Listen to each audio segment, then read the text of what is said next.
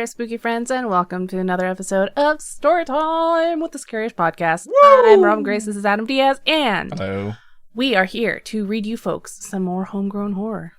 Indeed, we are. Homegrown horror is the wonderful story sent to us by you, the listener or the viewer, depending on whether or not you're watching us live. They can be stories that are supernatural, spiritual, coincidental, sometimes extraterrestrial, sometimes true crime in nature. If you have a story like that, Robin is about to tell you how you can send it to us to be read on the show. You can send it to our email, storytime@scariest.com. You can also go to our website, which just so happens to be scariest.com. And there's a contact us page on there. You just fill that thing out, type in your email, all that fun stuff. And it gets sent to us that way. And we also have social media. So Facebook, Twitter, Instagram, all that fun stuff. We get messages from all over. So we just... doesn't really matter. Whichever way you get it to us, you get it to us. Indeed. Put it in a bottle. Send it through the ocean.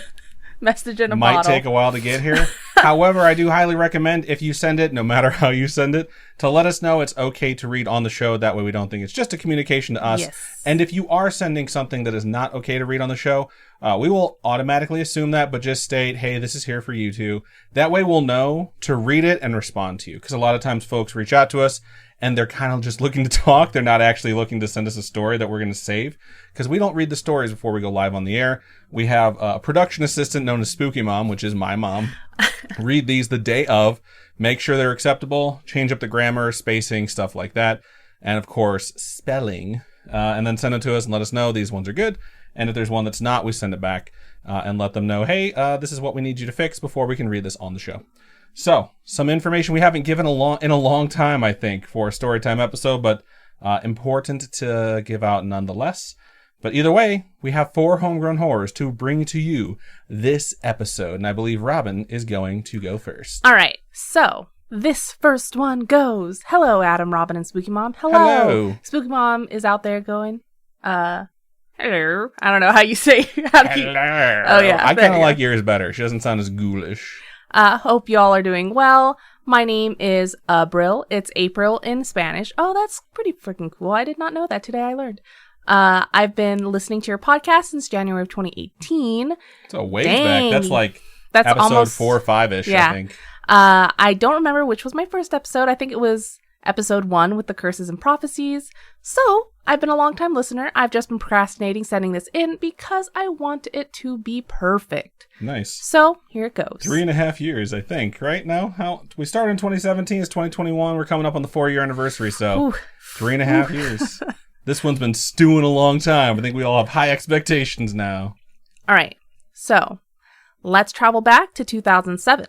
I was 8, and my mom had learned that my grandmother in Mexico, who we called and still call Mommy, was diagnosed with lung cancer and was in very poor health conditions. That's very sad. My mom was originally going to leave us with our stepdad, but decided to bring us with her as she didn't know how long she'd be gone. Us, being my sister, who was 6 at the time, and our little brother, who was 2, plus me. So we traveled to Mexico so my mom could take care of my grandmother, because no other sibling wanted to, and that's who my grandmother called for. So we stayed there for a year. Wow. I remember a particular day when I was outside playing as a 9-year-old does, back then anyways. To paint you a picture, my mother had started building her own house by my grandmother for when she retired and came back to Mexico from the United States. Nice plan for the future. As I was playing by the house that was still in construction, I noticed a massive moth on the exterior wall. Mind you, it was daytime. Mind you, it was daytime, and I had never seen a moth this huge out in the bright-ass day. Could have easily fit on my whole face. Wow. So, as a 9-year-old, I was intrigued and got closer to it. I was right in front of it, and it didn't fly away or even move. It just sat there, still, as if it was waiting for someone to notice it. I remember telling my mom about it, but what she said has since then gotten hazy. The moth ended up staying there the whole day. It was one of Mothman's babies. JK, LOL. A few days later, as I was getting ready for school in the morning, I was going about my day when chaos broke out in grandmother's house, which was just a bedroom 4 of us slept in, the entrance, the kitchen, and a little house right in front where she would bake bread as a living. Wow, that's kind of cool. That is cool. Hence how she got lung cancer. What? That's crazy. Yeah. My mom, aunt, some cousins, and me stood around her bed as she took her last breath. As a 9-year-old, I had no concept of death, but I did indeed watch my grandmother pass. I can't tell if I'm traumatized from the event or just at peace knowing she's no longer struggling with such a dreadful disease. My aunt began wailing on her chest as someone called for a priest. I have seen that in person. I totally know what you're saying. We held a vigil for her that night and had her buried the next couple of days, where we carried her casket for miles, singing and praying into the mountains where we would bury her, and laid food for her spirit on her grave. After her funeral, I fell asleep in one of the trucks that we had, but it no longer worked, so it was just parked on our property in the back of our house. During that sleep, I dreamt of my grandmother, in the robes that she was buried in, with her raspy breathing, leaning on the cabinets with a glass of water near her. I think I called for her name, but she seemed to not hear me, or rather, preferred to just focus on her breathing. Even in death, it seems she was not relieved of this illness, but maybe it's because that's how I remembered her. As I grew older, that moth memory always stayed with me until I did some research. I found moths appear before the death of a loved one in some cultures, while in others, it might be that loved one came to visit. I also thought that the dream might have signified something, so I also tried researching that dream to see if anything popped up, but nothing meant anything to me at that time. I'm not the religious type, so I don't tend to have conflicts with figuring out what to believe or if it were a mere coincidence. For this, though, I wholeheartedly believe it was a sign and someone coming for my grandmother to take her so she could finally be at peace. I do believe you did an episode on this subject, might have been one of your superstitions or urban legends episodes. I know my friend Iris sent a story about I was going to say, moths, I do remember that one. I don't remember quite frankly, but since then I've been wanting to write to you.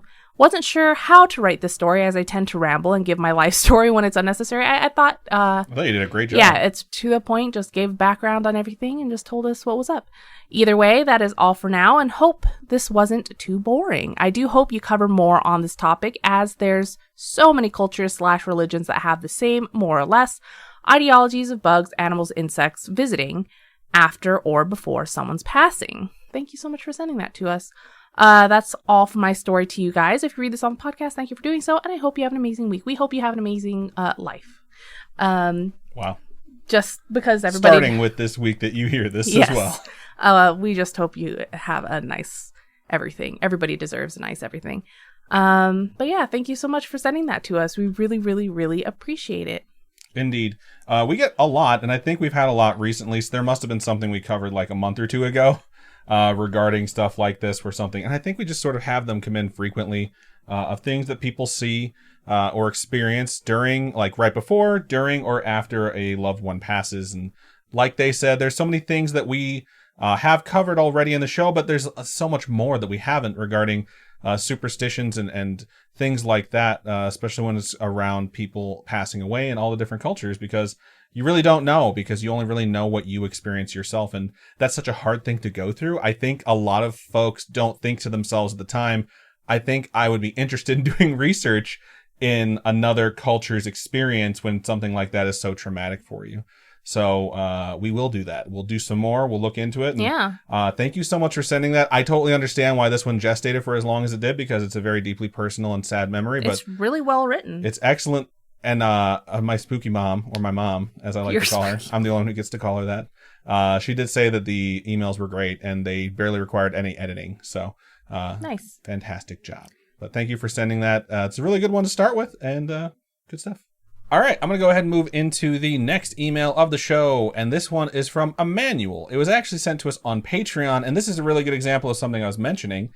They sent this message over to us, and we weren't sure if it was a conversation or something to be read on the show. We asked, and they said, you can read it on the show. And after skimming the beginning and near the end, it sounded like something that we needed to talk about with them because they were going through something at the time.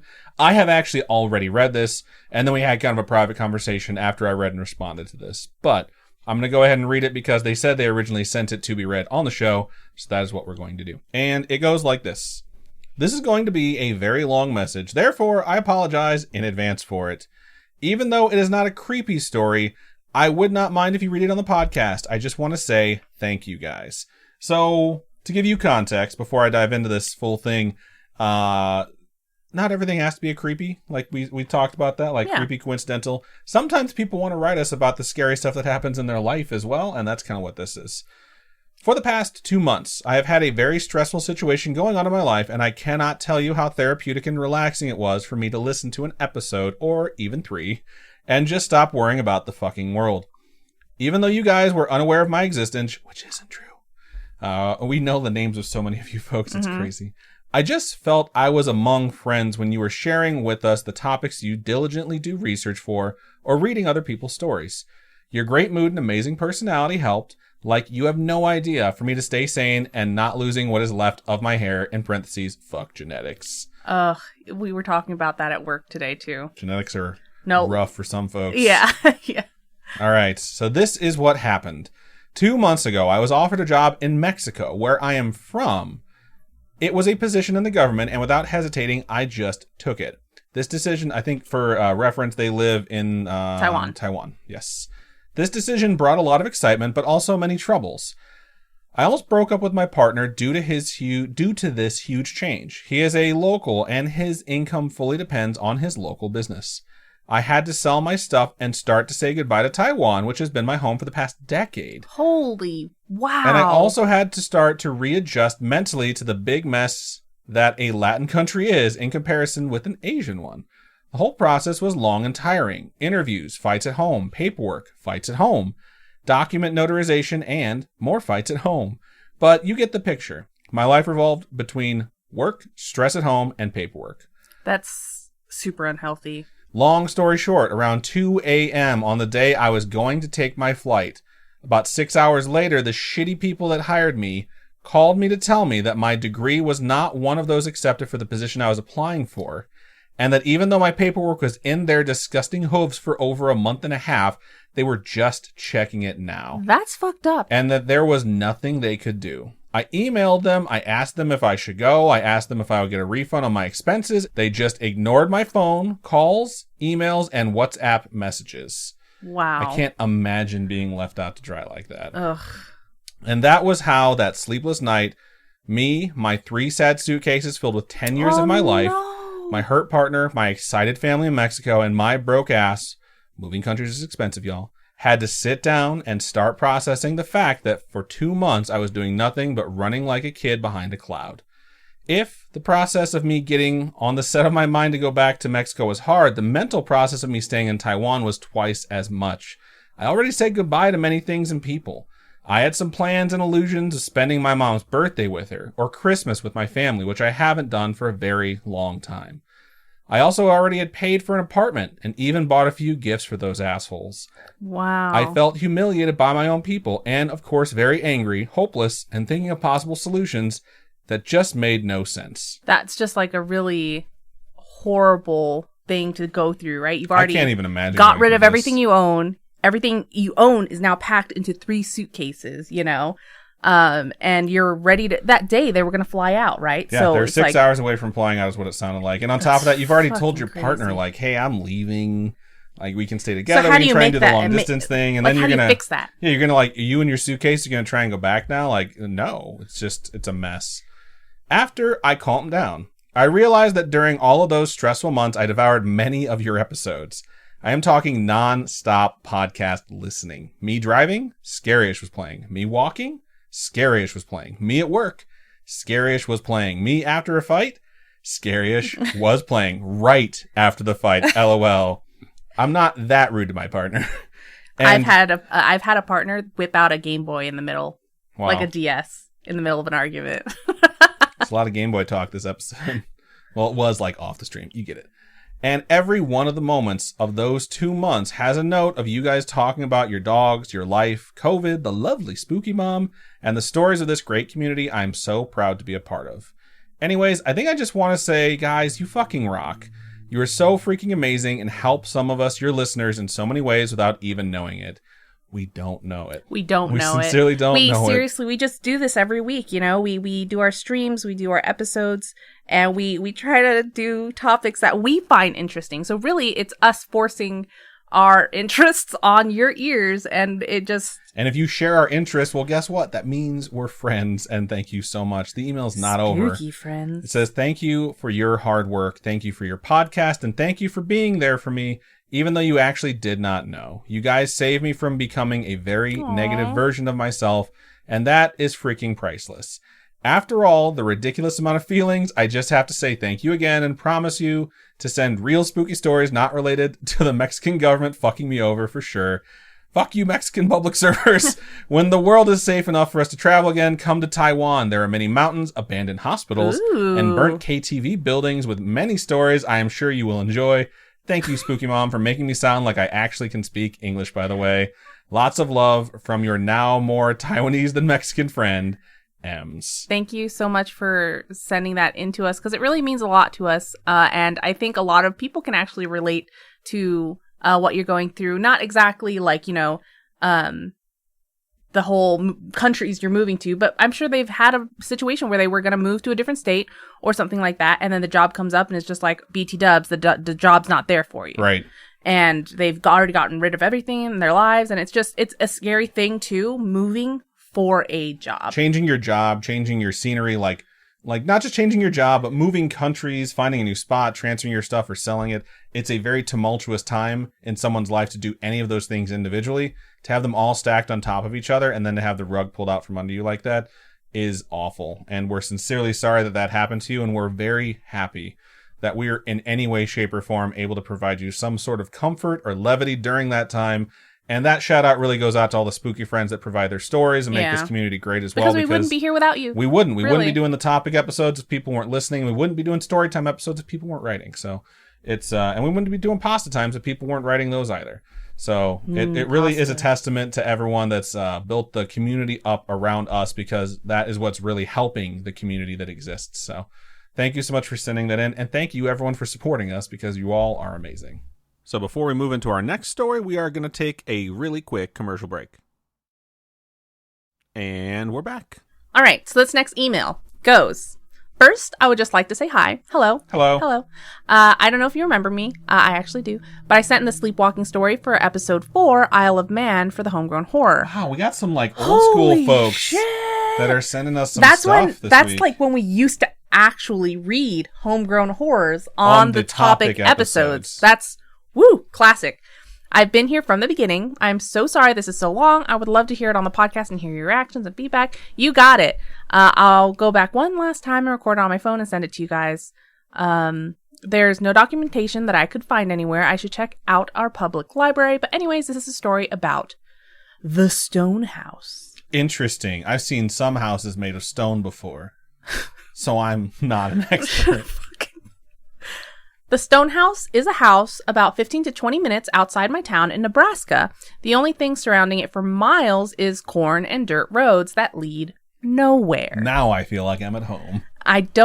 We talked about Midwest today at work Did too. You? Yeah. I was like, apparently Midwest is if you're west of the Mississippi. Not true. Illinois, I know. Ohio, and that's Indiana, literally my boss Michigan. was like, those are the 3 states he talked about too. My boss is from Michigan, so he's like, Michigan, Illinois, goes Indiana. Because no one likes Michigan. Even though it's Mid-East, it's considered Midwest. It's weird. Anyway, that's not important here. I don't know the full story behind this house, but there are local stories about it. My last story was scary-ish. This story is flat out scary to me. Nice. I should state the house is obviously very old, run down, and nobody can live there. But for some reason, it is still standing to this day. Probably because it's a stone house. I don't know if that's actually just the name of the house or it's actually made of stone. But this house consists of an attic, a main floor, and the basement. The first quote-unquote legend about this house was that it was a safe house for slaves back in the day because it was in the country and hidden. Slaves on the run would stay there in the basement where some had died of natural causes. Oh, no. I've been inside the house. For legal reasons, there was no trespassing sign, so there's nothing to tell you, like, don't come in here, right? And again, for legal reasons, the barbed wire was cut, but I went there with a buddy and my GoPro. I'm pretty sure it's still trespassing, dog. Right? Just FYI. But it's like, well, the barbed wire is already cut, so... But you could have been the one that cut it. Who knows? Vault's already open. I can just go on in and take a stack. What the fuck? All right. So we went into the basement, and there is a long hallway that has a metal door at the end. The metal door had a lock on it, but the door leads into a deep valley, which is why I believe it was actually a safe house for slaves. But the house is made of stone, hence the name. All right. Now we got that answer. There's graffiti all over on the inside. Before you walk in, above the door, it says, "Turn around before it's too late." Other words in the house are, "She already knows you're here," Oh, that's creepy. and "God's not here." This is just people graffitiing shit they want to graffiti. Yeah, and But- trying to be creepy. By the way, of course God's not there. God doesn't live there. Duh. You don't know that. He can live wherever he wants to live. He has houses Don't control him. all over the place. You can't say. Called churches. What is the phrase that's always on the gate of hell? Abandon like, all yes. hope ye who enter. There's more. Someone I'm pretty should graffiti that. That is way Why more are you giving terrifying. people ideas of shit to graffiti, Robin? Okay, don't actually graffiti. It's against the law. You would Unless go up there, it's you a would read mural. it, and you'd be like, I wonder what that's from. You didn't even remember the phrase. Shut up. Anyways, I believe it is haunted because I had a GoPro on and my buddy and I were just walking around the house, just looking. The floor was very mushy and rotted down. It broke and we fell into the basement, which is how I found out there was a basement. That's creepy. And also, destruction of property. It's true, man. We then walked around and found the metal door, and I don't know if it was from the fall or not, but when I got home, I had 3 scratches in a line like fingernails. I texted my buddy and sent him a picture of it to then find out he had the same scratches, but on the opposite side. That's weird. Someone was trying to hug both If he of you. didn't fall and you did, like when you fell, I was like, probably yeah. But if he didn't fall through and he had scratches on the other side, that is weird. They both fell. Oh, they into both it. fell? It Yeah, says there you go. it broke and we fell into the basement. To then find out we had the same scratches, but on the opposite side, like something was standing behind us with a hand on both of us. The second one I'll make really short. They said a man went psycho and ended up killing his wife, his 2 daughters, and his son in the basement. Took their bodies and dropped them into the valley and then shot himself. That one is, of course, weird, but not as creepy. Anyways, to this day, I don't know where the footage is. I looked at it once on my PC and never saw it again. And since then, we have not gone inside. I have taken family members and friends there because I know the way to get there. But people always say, let's go inside. I have 2 rules set in place. I will not take anybody 1 hour before sunset, and I will never go inside again. Period. Anyways, I hope you guys are doing really well, and by the time I'm done typing all this, I will be starting my new podcast, my YouTube channel, and my Spotify for my music. Hope you guys have a spooky rest of your year. I will continue to listen. Your biggest fan, Noah. Thank you so much for sending that in. That's super creepy. Don't like going to haunted places myself. Hopefully your podcast, YouTube channel, and all that fun stuff is going well. Indeed. There's a lot of ventures to take on all at once, but hopefully you know what you're doing and you're managing your time well, because it can be overwhelming. Yeah. I will say, we do not condone entering private property Yes, in any way, that shape, is or illegal. form. We don't condone illegal activity. Period. For legal purposes, we have to say we can't tell you to do anything, and we don't encourage it either. Yep. Either you're going to break a law, or you're going to come home with a demon. And in that case, it almost sounded like that person did both. They definitely did one. So thank you for sending that in, though. It's super interesting. I think we all have stuff that we did when we were younger where it was like we want to go Scooby-Dooing or adventuring and see what's up, but always keep in mind you don't want to break any laws. So Yeah. cool. Keep it legal. Keep it legal. Hashtag don't eat ass. You can do Eating that ass if you want isn't to. le- Yeah, isn't I mean, illegal. if you want to. Just don't want to spread typhoid. Just be careful with it. All right. So I'm going to go ahead and get into our last email of the show. And this one's subject is Frightened Dog. And it's from Victoria. I bet this is going to be about like a pet that sensed something. Oh, you think it's going to be about a pet, do you? Yes. It's called Frightened Dog. Okay. A pet that sensed something. Robin must be a medium. All right. Okay, I've already like guessed some things that have happened were going to happen this year. So I am She a picked psychic. the Milwaukee Bucks to win the championship. Great job. Who would have guessed? Lots of folks. Fuck you. All right. Starts out like this.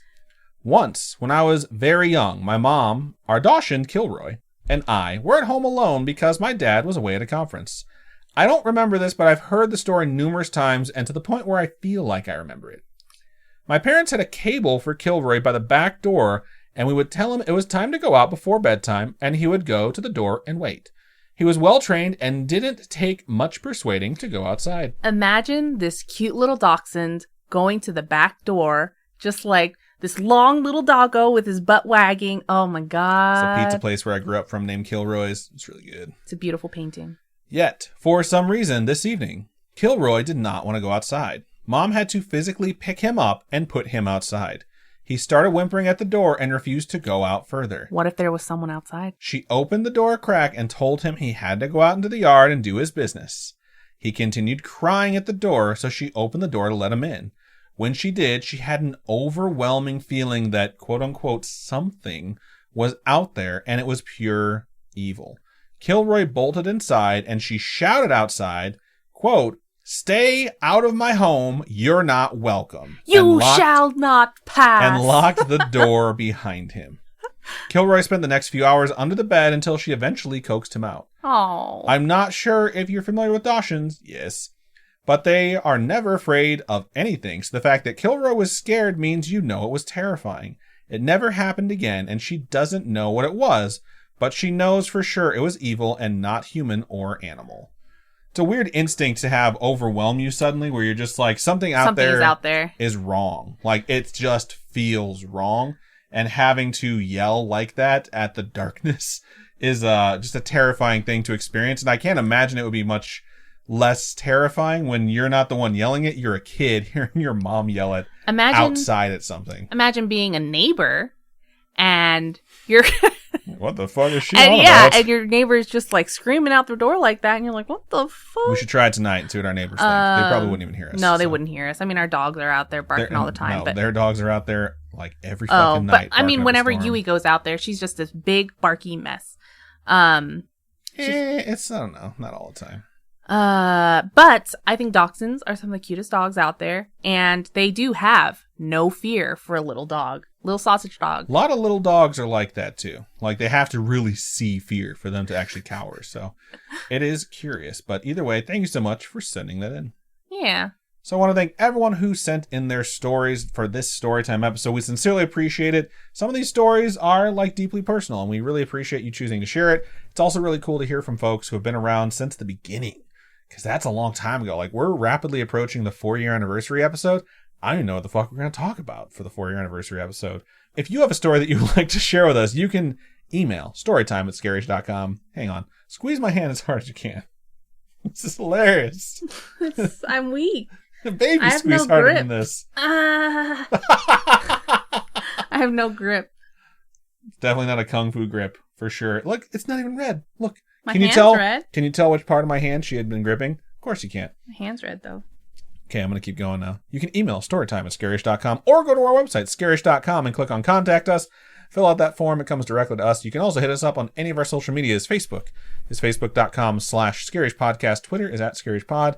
And Instagram is @scarishpodcast. Robin, for folks who would like to donate to us, how can they do so? You can go to patreon.com/scarishpodcast. Those are monthly donations. Tiers start at $1. At $1, you get ad-free. Ad-free is the way to be. And there's also other tiers, like physical merch tiers type thing.